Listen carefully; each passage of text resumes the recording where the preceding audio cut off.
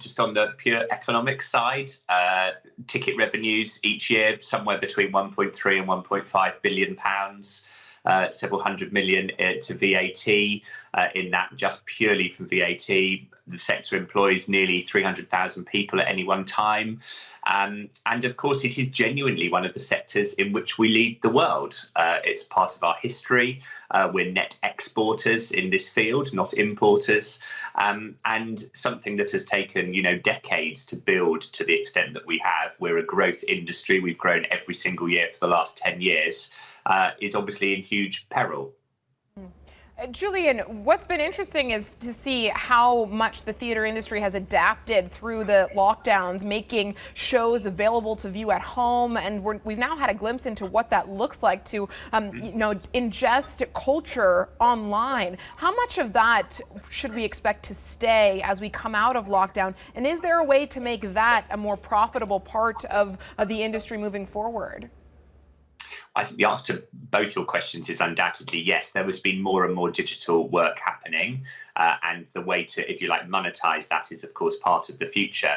But I think people have to remember that the shows, the productions that people are now watching at home, most often for free and being asked for donations, are productions that were filmed in the past. They were ones that were filmed at the end of a successful run with an audience in a theatre.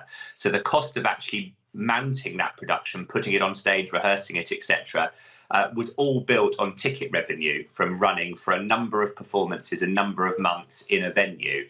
The recording of it came at the end. If you like, it was the cherry on top of the cake.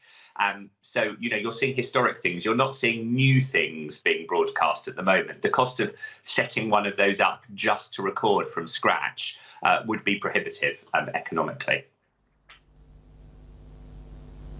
Julian, a number of new shows were expected to come to the West End for later this year, and many of those shows have already sold out on tickets. What happens from here? Do you think that those shows will actually run down the track? And if so, will there be social distancing where you see some tickets refunded because you won't be able to have full audiences? Well, of course, in the West End, we've been refunding, each theatre, each production has been refunding audiences on an ongoing basis. This has been going on for some months now. But yes, we firmly expect those major shows, from Disney's Frozen and down to open. There's clearly going to be a delay. I will tell you, I know the pipeline of productions that want to open in the West End is still very, very strong. And I've no doubt we'll be back and be stronger than ever at some point in the future. But as you said, the major risk is around social distancing.